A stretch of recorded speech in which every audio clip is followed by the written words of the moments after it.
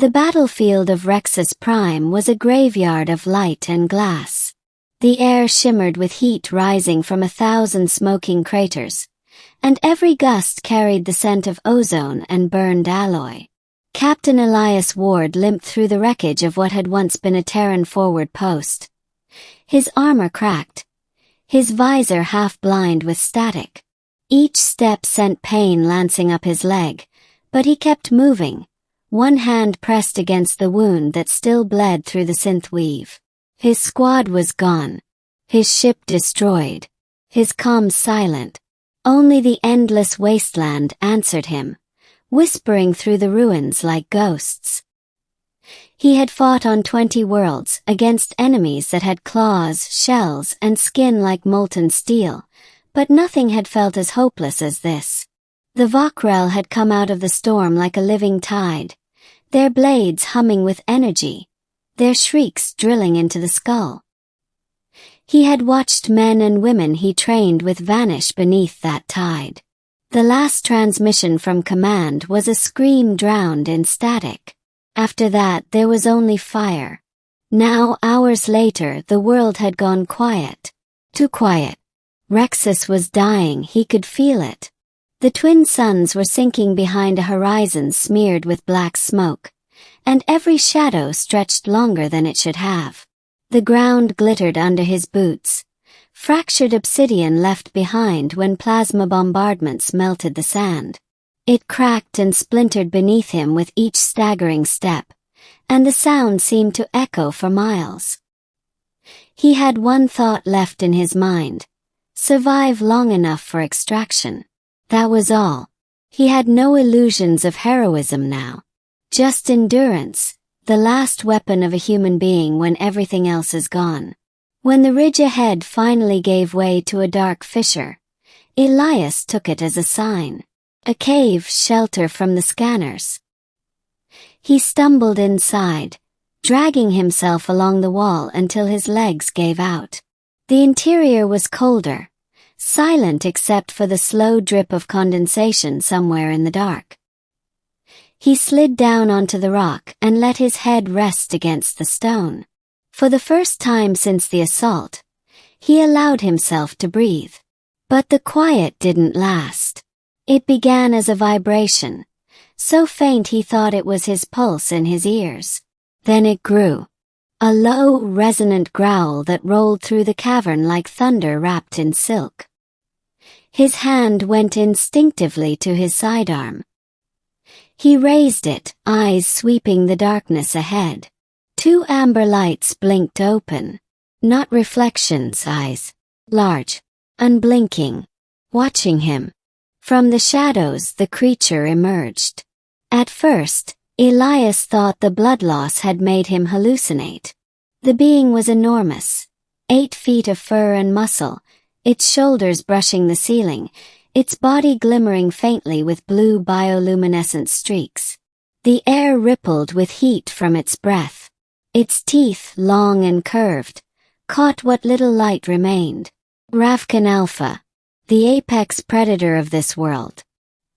He'd seen footage once. Blurred, shaky images from orbiting probes. Not one living witness. And it wasn't alone. Behind the towering figure padded a smaller shape, half its height, with softer fur and eyes the color of sunlight through honey. The cub looked at him with an expression that was not fear, but curiosity.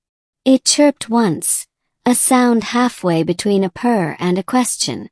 The alpha turned sharply, placing itself between the cub and the wounded human.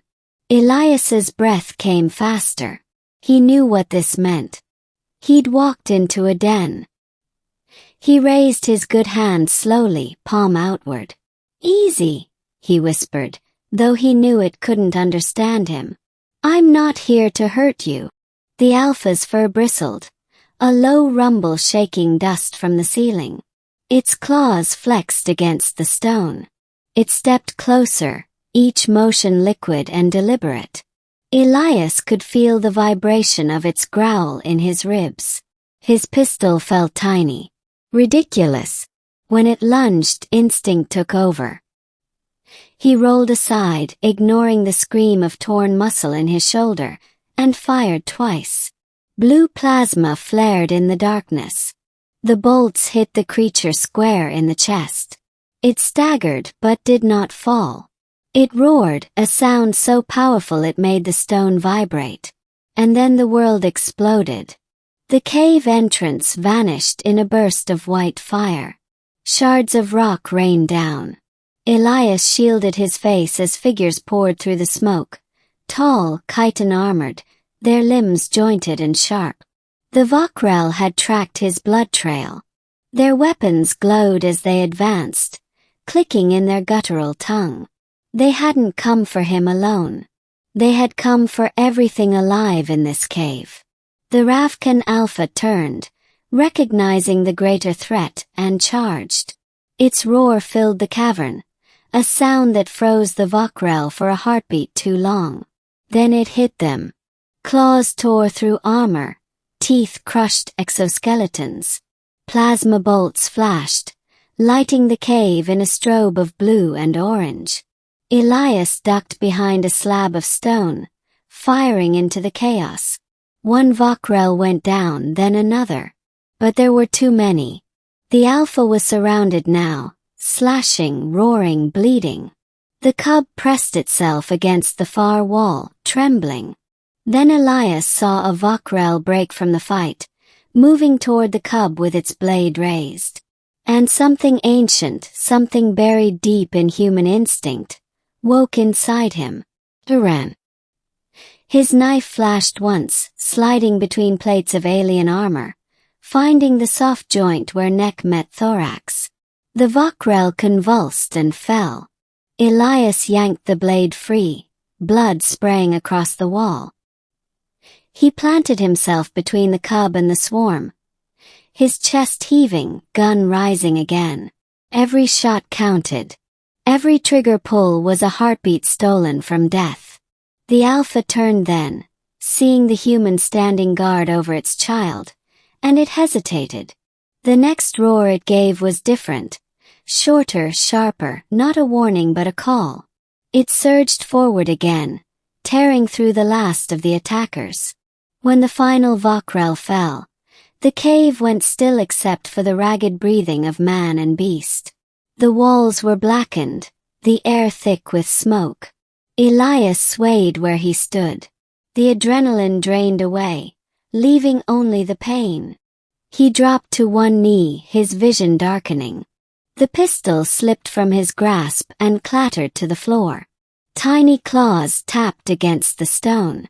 The cub approached him slowly, head tilted. It chirped again, softer this time, and reached out one small paw. It touched the blood on his armor, then looked up into his eyes. For a moment the world stopped turning. The Alpha limped forward, its own wounds glistening. Elias didn't even try to raise his weapon. He could barely lift his arm. The creature stood over him, enormous and silent. Then, to his astonishment, it lowered its head and pressed its snout gently to his chest. Warm breath. The scent of wild earth. The vibration of a heart not unlike his own. The cub made a sound, a complex series of clicks and growls that seemed almost like language. The Alpha responded, a low rumble that Elias felt more than heard. He didn't understand the words, but somehow, he understood the meaning. The cub's eyes seemed to ask a question. Do they know you are Pack? Elias smiled weakly, lifting his trembling hand to rest it on the cub's head. They'll learn, he whispered. Outside, thunder rolled across the plains, and the first drops of rain began to fall. Inside the cave, a dying soldier leaned against the side of a creature once feared by every species in the galaxy. And for the first time since the war began, there was peace. When Captain Elias Ward awoke, he wasn't sure if he was alive or dreaming. The first thing he felt was warmth, not the sterile heat of plasma fires or burning armor, but something natural, rhythmic. A slow, steady pulse beside him. When he opened his eyes, he saw fur, deep blue streaked with silver, shifting gently with every breath. The Ravkan Alpha lay curled around him, massive body forming a protective wall between the human and the mouth of the cave. Beyond it, the cub was asleep, nestled against Elias's chest like a child against a parent. For a long moment he didn't move. He just listened. The Alpha's breathing, the faint chirr of the cub, the distant rumble of the Rexus storms outside. Then the memories returned, the battle, the swarm, the fight for survival. The faces of his fallen team, the rage, the blood, and the moment that changed everything, when he stood in front of a terrified alien child, and a monster saw something human worth trusting. He tried to sit up. Pain exploded through his ribs. The Alpha's golden eyes opened instantly. A sound rolled through its chest. Not a growl but a warning. Stay still. Elias exhaled slowly. All right, big guy, he muttered. You win. The creature blinked, watching him. Then, to his disbelief, it extended its snout and pressed gently against his shoulder again, right where his wound had been. The same warm, healing sensation spread through him, the strange antiseptic saliva closing torn flesh faster than any med gel could. His HUD blinked faintly back to life. He caught a glimpse of his vitals, stabilized. Bleeding stopped. Cellular regeneration accelerated. Whatever biochemical compound coated the Ravkan's tongue was rewriting his body at a molecular level. He stared at the beast, awe replacing fear. You're saving me, he whispered. The Alpha rumbled softly, lowering its head beside him. The cub stirred at the sound, yawned, and looked up at him with sleepy amber eyes. Then it chirped, a melodic string of sounds. Elias couldn't understand the words, but somehow deep down he felt their meaning. You fight like pack. He smiled faintly. Guess I do. By the time the suns rose again, the storm had passed. The cave was filled with dim, golden light that reflected off the walls like liquid fire. Elias tried standing again, and this time he could. The Alpha watched him, head tilted, as if curious. The cub bounded up and circled him playfully, making clicking noises that almost sounded like laughter. Elias crouched and extended his hand. The cub pressed its head against his palm. The gesture was simple, but it hit him like a shock. He wasn't supposed to be here. He wasn't supposed to live. And yet here he was, on a world that wanted him dead, being accepted by its most dangerous predator. Something inside him, something heavy and human, began to shift. Maybe survival wasn't just about endurance. Maybe it was about understanding. He took a deep breath and looked toward the light. Time to go home, he murmured. The Alpha rumbled again, deep and questioning. Elias turned back. Yeah, he said softly. I'll bring them back. They'll come for me soon. The Alpha blinked slowly, its golden eyes reflecting both light and something else, something Elias had never seen in a predator before. Respect. 3 days later, the Terran rescue ship Aurora's hand broke through the Rexus atmosphere. They'd been tracking the faint distress beacon Elias had triggered before the ambush, a signal they had written off as lost. But the signature pulsed again, faint but steady, drawing them to the northern hemisphere. When the team landed and moved through the obsidian plains, they found the cave, the same one recorded on Elias's last mission log. What they saw at its entrance stopped them cold. A massive Ravkan Alpha stood in full view, its eyes fixed on the approaching humans. Around its feet lay the bodies of at least a dozen Vokrel, torn to pieces. The creature made no move to attack, only shifted slightly as the soldiers raised their rifles. Hold your fire, Lieutenant Sarah called, her voice trembling. From behind the beast, movement, a smaller shape, limping, armor dented and filthy. Captain Elias Ward, alive. The Alpha turned its head slightly as if to watch him approach. Elias raised one hand weakly and spoke. "Easy," he rasped. "They're with me." To everyone's shock, the creature lowered its head and stepped aside. The team rushed forward, medics scanning him, checking vitals, whispering disbelief. "Sir, how in the hell are you alive? You should have bled out days ago." Elias smiled faintly, his gaze drifting toward the cub that padded out beside him. "Had help," he said simply. The cub chirped softly, pressing against his leg. The Alpha let out a deep, resonant sound, one that made the air itself vibrate. The medics froze. The translation AI in one of their helmets crackled, struggling to process the frequency. Then the words came through. "He fought for the young. He is Pac." The humans stood in stunned silence. Even the wind seemed to pause. Hours later, the Aurora's hand lifted off from Rexus, carrying one human survivor and an alien cub that refused to leave his side. The Alpha watched from the ground, silent as the engines roared. When the ship disappeared into the clouds, it released one final haunting call that echoed across the plains like a vow. Days turned into weeks. Scientists struggled to understand what had happened. The Ravkans, once thought mindless predators, began to appear near human colonies, not to attack but to observe. Their behavior changed. Their aggression dropped.